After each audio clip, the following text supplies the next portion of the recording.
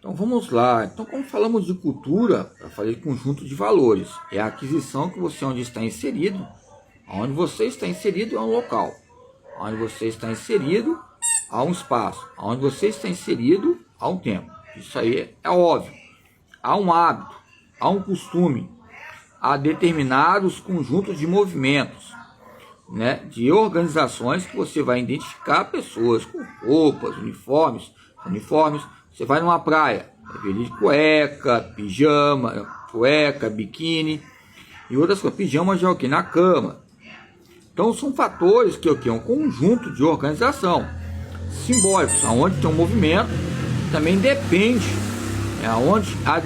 há uma dependência ligada ao cenário econômico, que traz uma descrição ligada à finalidade, né, que vai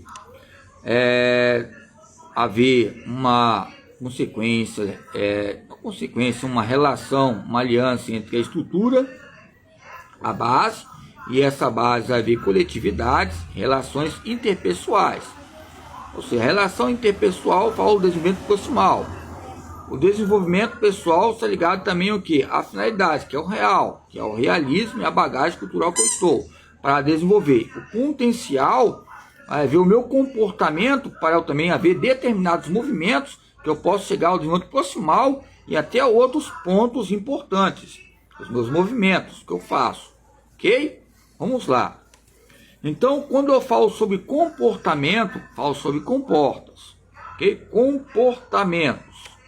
Então, quando eu falo sobre comportamentos, eu falo de maneiras também que possam classificar clássicos relacionados à pedagogia, que intercalou, ou os intercâmbios que relacionam os próprios princípios e atos ligados à história da motricidade humana, na motricidade humana e nas funções e tarefas que ocorrem. Por exemplo, função-tarefa, função-task, operação-tarefa. Então, lembra que eu falei alguns tempos atrás aí, falando de alguns pesquisadores que relacionaram sobre o que? A pesquisar a força tática. Você pode usar a força tática, também relacionada também a outros campos óperos de outras frotas, áreas técnicas, para você aproveitar como dados periódicos estatísticos, bioestatísticos. Ou seja, a palavra holístico é que nos coloca conflitos, porque abrange a própria educação física como um acervo, uma gama muito grande, que abrange a palavra de rolos, e rolos é grego, que significa inteiro, não fragmentado. É rolos, ou seja, com H, não com R. Rolos significa inteiro, não fragmentado. Então, quando alguém fala abordagem holística, vamos entender que a abordagem é a educação física do corpo inteiro, aonde o próprio João Batista Freire coloca essas anexões relacionadas. Então, os adjetivos, os substantivos coletivos, milenares, décadas, que são adjuntas relacionados aos campos imperativos, né? Ou seja, holístico, ou seja, que vai relacionar, que você vai concretizar algo holístico.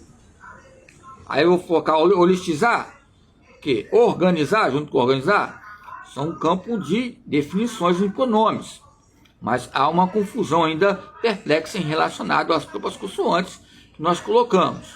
Nós temos que analisar bem as hermenêuticas e analisar as questões do treinamento, porque tem muitas abordagens relacionadas ao campo holístico, que associa o construtivismo, associa o interacionismo, associa todas as abordagens, principalmente a tradicionalista, tecnicista, e vários parâmetros que relacionam as abordagens, aonde é uma abordagem que vai significar o quê? Uma maneira que você vai ali, vai identificar, né, como um meio de adfundo, né, adjunto, né, ou seja, um anexo ligado ao tipo de documento que a pessoa tem, a sua identidade, e você vai o quê? Ter uma visão não fragmentada, embora o próprio ser humano, quando fala a visão não fragmentada em pedaços, a gente vai colocando em quebra-cabeças, igual um campo, uma pesquisa.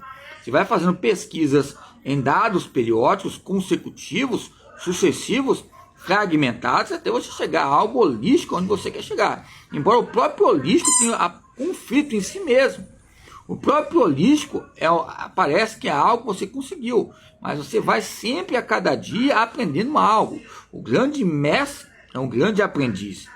Ok? Então, nessa sensação, David Hume, nessa sensação que ele fala, né? Ele fala, o termo Feilukia,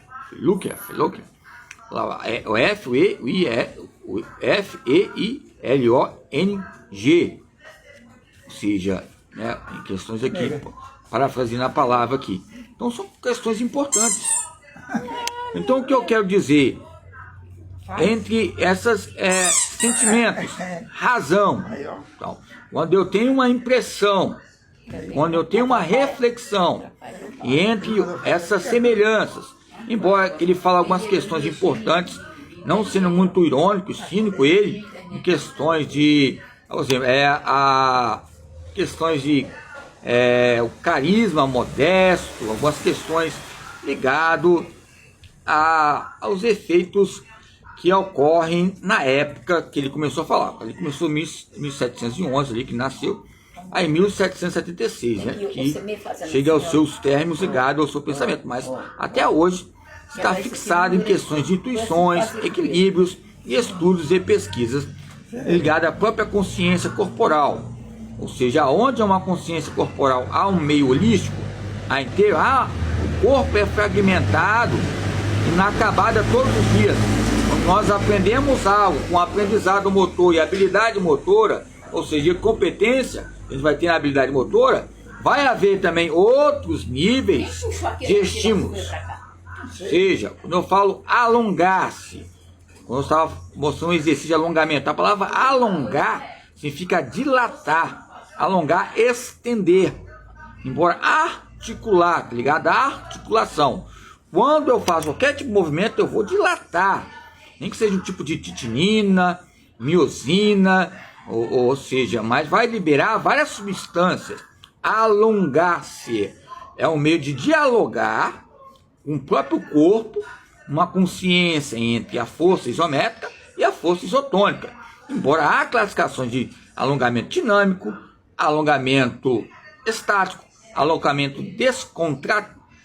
descontraído, uma descontração motora. Eu falo alongamento derivado. Alongamento derivado é o que vai derivar onde você está. Você vai fazer um alongamento que vai ser específico. Alguns colocam derivações periféricas, como Dantas e outros eventos de alguns outros autores ligados à existência e à percepção ligada à existência, ou seja, os meios fenomenais que ocorrem no próprio corpo, ligado ao atletismo e o handball. Eu falei isso, uma modalidade. Eu falo muralha. Muralha, a pessoa que pensava logo naquele respeito na Bíblia, alguns cristãos da época, Josué, muralha de Jericó, né, que eles falavam. Eu estava falando de Berlim, né, porque muitas vezes os exercícios são associados naquela época. Você pode ver o handball, a Alemanha. Aí um até falou, certa vez a menina pensou, mas faz sentido mesmo, porque a Alemanha, muralha, olha o handball como é que é. Fica tipo aquele movimento, né, que nós fazemos, né, uma proteção assim, tipo assim, de potências um com o outro, vai queimando um outro, depois coloca outro, igual presidente, igual deputado, vereador, igual república, monarquia, não sabemos o que é monarquia, república, partidarismo, fica essas consequências, socialismo, comunismo. A própria queimada, você vê, há um acervo entre paralelos e cenários também relacionados ao handball, o voleibol, o basquetebol e, em princípio, o futsal e o futebol. E o atletismo, nós relacionamos saltos, né? Ou seja, tem a corrida de revezamento, corrida, né? Ou seja, o ar livre, que nos traz o próprio Vitor Marinho de Oliveira, a ginástica, que é o conceito de ginástica, essa origem, essa presença ligada a valores e respeito ligado à vida, o ciclo de vida, e esta osmose, né, entre as questões. A osmose, alguns falam que quando você está dentro, né, da barriga da tua mãe, você não está no Éden, mas depois que você sai, aí você vai ver as osmoses da vida. Do menos concentrado para o mais concentrado, sai para o mundo. Aí